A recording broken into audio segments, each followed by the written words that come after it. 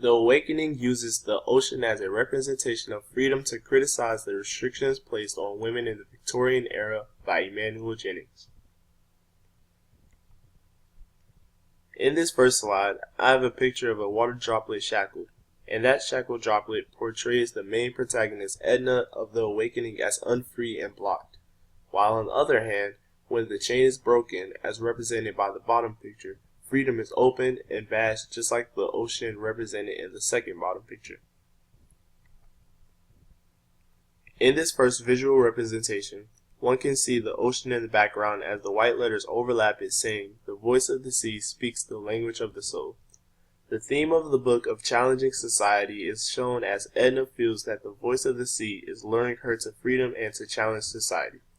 This is inadvisable, as it is not the social norm, and the art of seduction is to get a person to do something ill-advised or foolhardy. Moving forward, Edna slowly starts to enjoy her taste of freedom, and she starts to feel the need to challenge society, as she now has had a taste of it and wants more of it. This meaning she has gained power over her self-consciousness, and with that power comes the responsibility of choosing what to do and how to go about it. The landscape of the Awakening is set in Louisiana, and more specifically the Grand Isle, where Edna always has access to her freedom, which is the ocean, but is never able to go and enjoy her freedom as she is shackled down by society. Yet she always hears the voice of the sea speaking to her, the soul never ceasing, the sea never ceasing, whispering and clamoring and murmuring, inviting her to challenge society.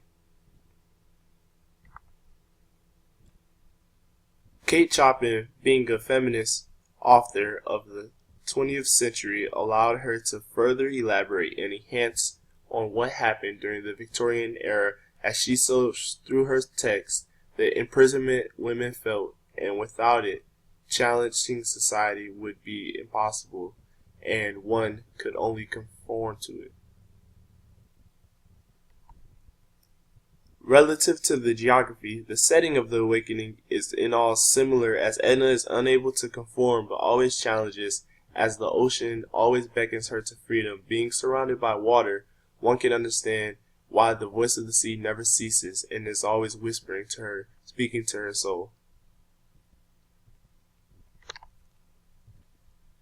In all, Edna could only feel comfort from the sea. She felt free and able to do what she pleased, as she held all power, and felt that she could challenge society as long as the sea embraced her, allowing her to no longer be imprisoned. This is where she continues to feel free, and felt that as long as she's by the sea, that she is the only one that controls her life and how it works. Thank you for your time and listening to my presentation.